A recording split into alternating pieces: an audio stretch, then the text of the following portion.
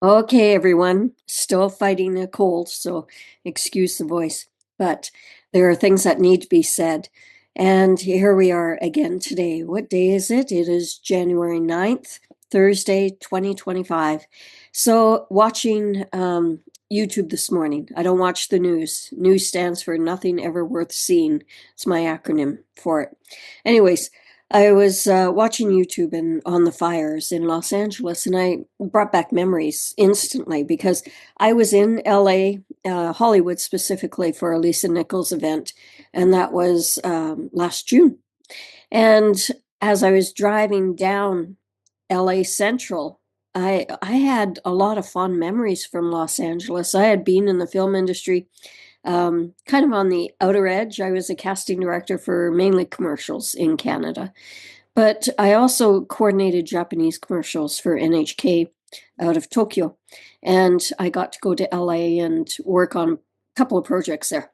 So, anyways, I had really good memories of LA during its heyday where, gosh, you go in the restaurants and everyone was gorgeous. There was all these beautiful, bright people from right around the States, all over the States, coming into LA trying to make it big. And there was such optimism there. However, when I was there last June, it was like Satan had landed. Um, there were mentally ill people that were standing naked in the middle of the intersection, and you'd hear whoop, whoop, whoop. The police cars would show up. It was really bad. And you could just see the sorrow and the homelessness and the distress there. And I made a vow at that point. I am never coming back to LA again. I'm not coming back to Hollywood again. Wouldn't go anywhere near it. Not if you paid me. And so, what is going on today with the fires? How tragic it is. I thought there's so many similarities with all the other fires that someone has to speak about this, right? We all have been thinking it, I'm sure. And so I'm going to share a whole bunch of, things here that I've been researching this morning. And it's the similarities between Paradise, California, the fires in 218, Lahaina, the fires in Maui, the fires here in Los Angeles, and also our fires. We had fires in Jasper most recently, so I was pulling those ones up as well. So let's take a look at these, shall we? Okay, so I want to bring you back in time to 218 with the fires in Paradise, right? And it was pretty devastating, but there was really something very suspicious about it. What a lot of you might not know about me was when I was in my 20s, I wanted to work on a cruise ship. And in order to work on the cruise ship, I had to take a firefighting course. And so I became a marine industrial firefighter. I can put out fires that are 60 feet tall, helicopter fires, levees, oil tankers, you name it. It was a very extensive course. I was the only female, and I was the first female at Pacific Marine Training Institute back in the mid 80s, and did really well. Got a standing ovation from all the guys at the end because they were placing bets I wouldn't make it. I was maybe 100 pounds soaking wet. Anyways, I'm an expert on fires and pedophilia and a few other things like 5G. Okay, so fires. This is what I know. Fires that we saw in Paradise. This is not a normal fire. A fire does not leave all the trees behind, like this. Take a look at this. For the fire to jump from house to house to house to house to house, why is it leaving all of these trees intact? That is not normal. Well, I can tell you probably because it's its color. As we've come to know, these fires are direct energy weapon instigated.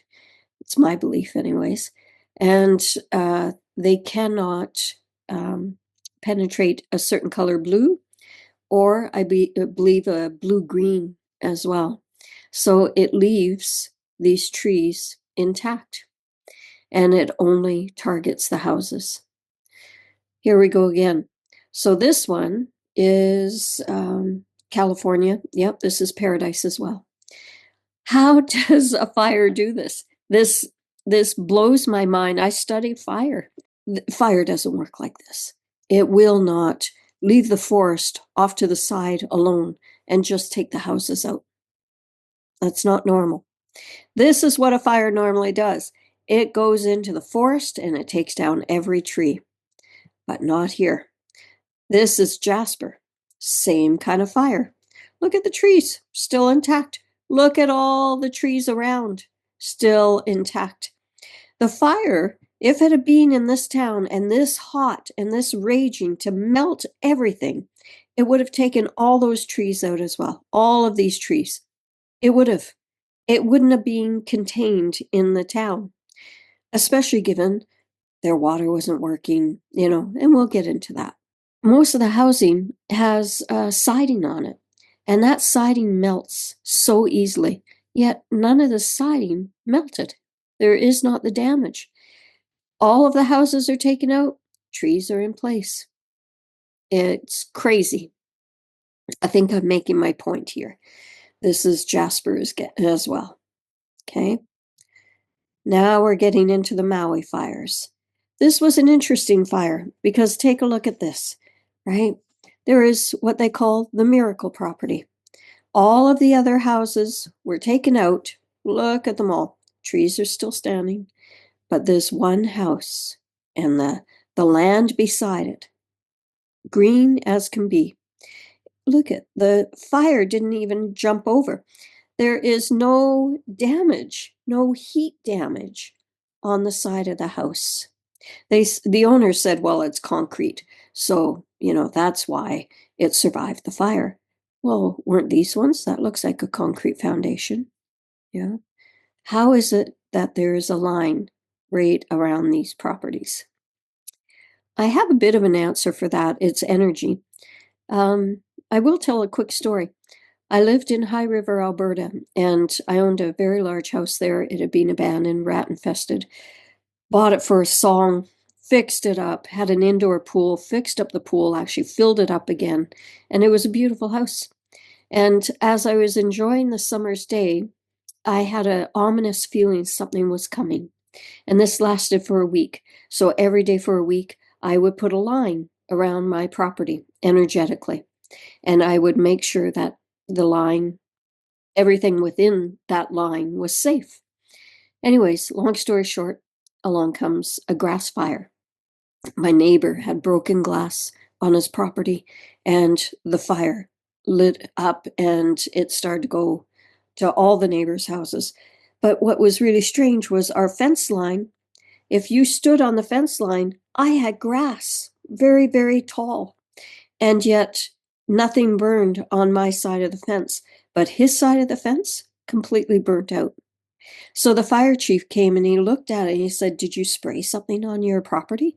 I said, no. He goes, well, how do you explain this? Because fire doesn't work this way. I said, well, it's going to sound odd, but I visualized every single day that my land was protected because I had a feeling something was coming. So I put a dome around, above, below, and went along the property line. And he just shook his head and walked away. So this house looks to me very much like what I had in High River, Alberta. But the difference is, I don't think that they were using visualization and spirituality to protect that property. I think there's something else. When I look at this, I go, how can that be? That the temperature of that fire to incinerate, everything around it, and nothing here is affected. It's not just a little grass fire. This is a raging inferno, as you can see. So who are the owners of that property? They call it the miracle property. I thought, I want to look into Dora Atwood and Trip Milliken. So this is a couple that owned that miracle house or still own it. And which is, what was it, 21 or 1271 Front Street, something like that. Anyways, they own several properties. And this is another project that they took on. They actually lifted this house and saved it, and they brought it to their 50 acres in Massachusetts, I think it was. Um, yeah, it was a Westport Historical Commission. And she says that, she was informed about this house one day just by chance. But it also turns out that her husband and her are part of a committee in Westport. So we'll get to that.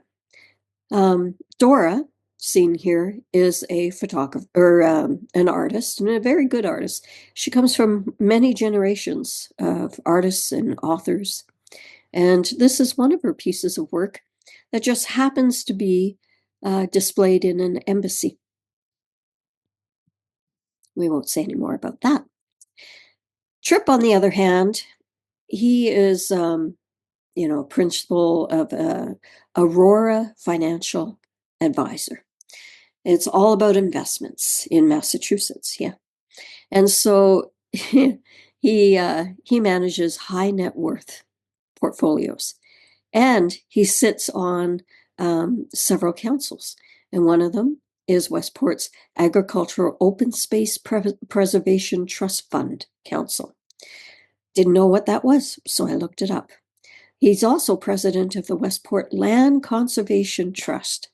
Huh, imagine that. Land conservation. Well, that's kind of interesting, isn't it? So the first one I looked up. There is nothing on Westport's site here. They have a water main installation project, no information on that. And they have a land commission. And this is what he is the president of, I believe. So there is an open position for someone to come onto this land commission. And it's open until April 8th, 2025. Again, no information about what they do with this land commission. So I started to look a bit further into the Westport Conservation Trust, which, if I go back here, Tripp, he is the president of the Westport Land Conservation Trust, right? Okay, so 50-year track record of protecting land across Westport, and includes a variety of projects with landowners who have donated land. Imagine.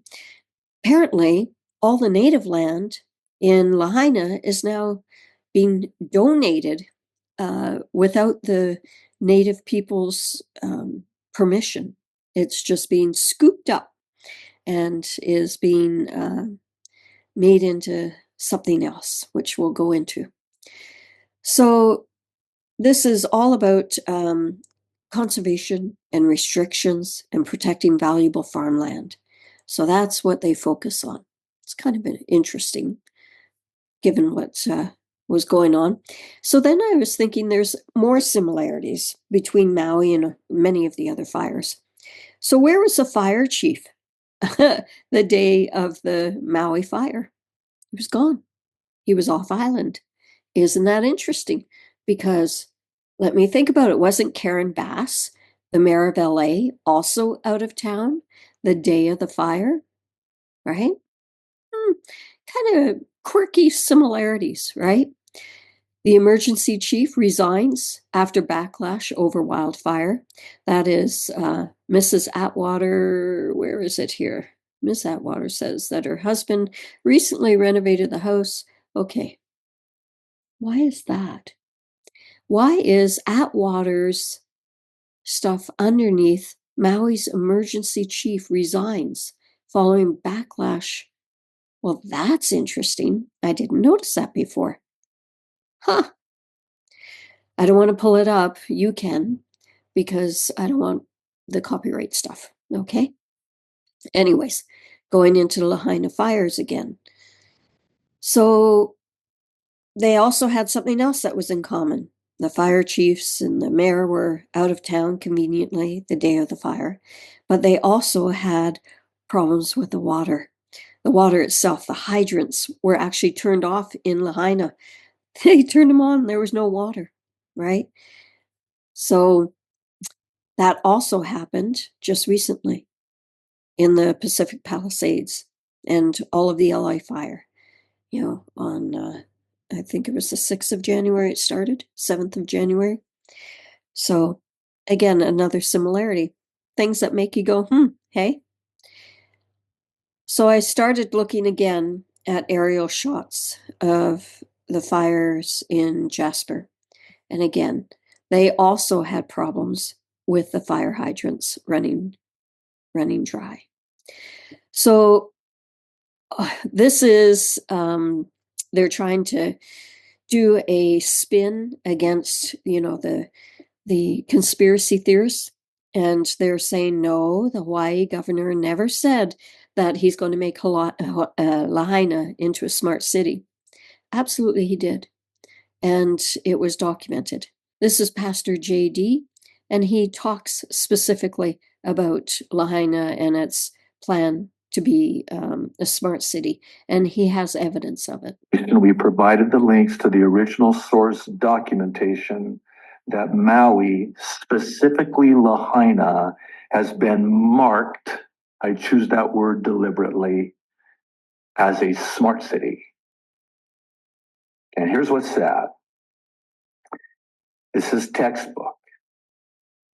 The evil crisis is created, the reaction is controlled, and then the final evil solution is executed. So that goes back to Hegelian, the Hegelian effect, right? It's you have the problem, the solution, and the solution for them is let's create havoc, let's destroy the entire town, and be very marked so the land around it is still preserved, and we start shooting the direct energy weapons out of the sky. Now, a lot of these are debunking the fact that these beams of light have been seen and starting fires. I watched a video of a guy on a four-wheel, like a skidoo, and he had a flamethrower out the back of the skidoo, and he was lighting up the town, just lighting it all up, right? He was being paid to go light it up in the evening, pitch black. So I don't know if you've seen that video. I wasn't able to find it anymore, but these are the causes of the fire. And it is very direct. It is very specific. And what's interesting about this is it doesn't affect the color blue. So this is Lahaina. You can see here in this picture, right? All that survived are these blue, and they're like plastic. They would have melted. They have a plastic component to them. They should have melted or at least burned. But because of the frequency of this fire, it's not affecting blue or deep colors of green, I believe. So what's happening in China then? Look at this. Chinese are putting blue tarps on their roofs. You can see it. I mean, in the droves. All of a sudden, all these blue roofs are popping up everywhere. They're putting tarps on top of the roof. There you go. They're not silly. They know. So, what is ending in all of this? I don't know if you saw that, but home insurers, there was a case of a gentleman, he had been paying, he's 75 years old, and he'd been paying his house insurance for, I don't know, 50 years or something like that. And 2 days before the fires, his insurance was canceled on him. Nothing was said, just that, they weren't able to insure him any longer, and boom, in came the fires. So all of it put together, if I was in a courtroom and I presented, the similarities between all of these fires and the viewing of these beams of light and the fact that the fires don't act normal, The fire hydrants weren't working. The mayor and the fire chief were out of town. The trees were left behind. And these are pine trees. Have you ever put pine on a fire, on a bonfire? It goes, right? These are pine trees that are left behind and they're not burning. That should tell you everything, that very fact alone, right? A pine tree does not survive an inferno. It gets eaten up pretty good. Okay, so if I was to put all of this in a courtroom, it would certainly be a lot of circumstantial evidence, yes, but it would make you start to question, okay, who has the ability to either put the beams of fire from the sky, or who has the ability to hire that kid on the the four-wheel drive, the skidoo thing, and just lighting up the towns and putting them ablaze. Who is doing this? My hope is that when Donald Trump gets into office, and my voice cracked there because I'm hoping he makes it into office the way that things are going, the opposition is pretty aggressive. And I'm really hoping that he is protected. We'll put a white light around him and hope that he's safe. And I'm talking the real Donald Trump, not any of the other ones, right? So, anyways, I hope that when the real Donald Trump gets into office, that he will put an investigation into all of this. This is prime property. This is waterfront property or prime property, provincial park, where the land is worth so much money, and yet, it's all going into conservation and smart cities and, being taken over. It's a real big land grab, in my opinion. And we have to stop this business right away. The chemtrails, these supposed, HARP induced either earthquakes, fires, natural, unnatural disasters. It all has to stop, and it has to stop ASAP. And we need to be more vocal. Please share these ideas with your family and friends, that these are not just coincidences. There is something going on, and we need to start to address it. So please like and share this video. Definitely subscribe. I'm not allowed to be monetized. I never have been. But, as the subscriptions grow, maybe they will let me be monetized. It's funny, isn't it? Please, sir, may I be monetized? Oh, God. Yeah, someday.